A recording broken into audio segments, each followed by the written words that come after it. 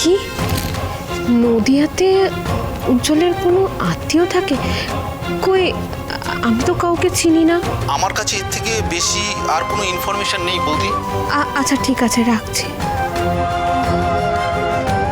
উজ্জ্বলের কোনো আত্মীয় নদিয়াতে থাকে, সেখানে যায়, আমি তো জানি না। আর মাও কখনো এই ব্যাপারে কিছু বলেনি। তাহলে তাহলে উজ্জ্বল নদিয়াতে কার সাথে দেখা করতে যেত? না না, বাড়িতে এখন কিচ্ছু বলা যাবে না। আগে আমি সবটা জেনে তারপর বলবো, নাহলে শুধু শুধু সবাই চিন্তা করবে। কিচ্ছু বলা যাবে না।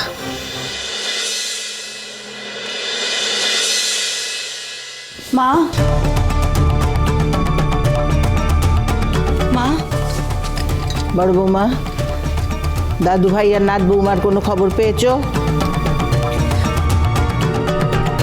হেরে জোসনা, কিছু খবর পেলি?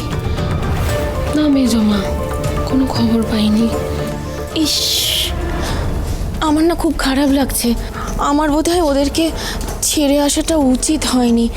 আমি থাকলে এত বড় বিপদটা কিছুতেই আসতে দিতাম না, আমি কিছুতেই না। ছোট বৌমা, তুমি বোধহয় জানো না যে বিপদ কোনোদিন বলে কয়ে আসে না।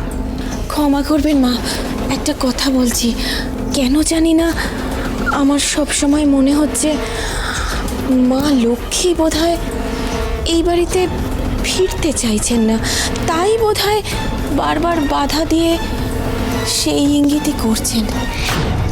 ভালোই হয়েছে বাবা, দিদিভাই ওই ঠাকুর নিয়ে এই বাড়িতে এলে এই বাড়ির কেউ আমাকে পাত্তাই দিত না। সবাই দিদিভাইকে আরো মাথায় তুলে নাচানাচি করত। কাতলা ফোন করেছে।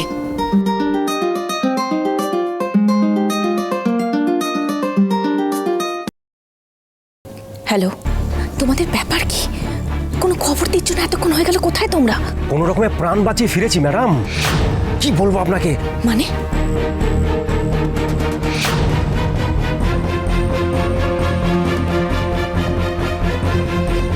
অনেক হয়েছে গজানন, আমি আর ধৈর্য ধরতে পারছি না।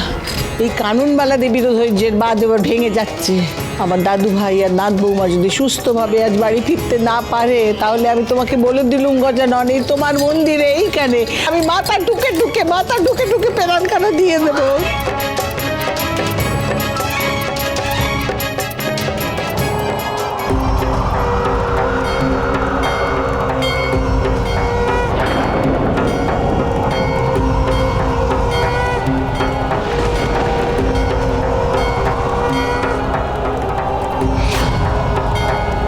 এসব কিসের ইঙ্গিত গজানন?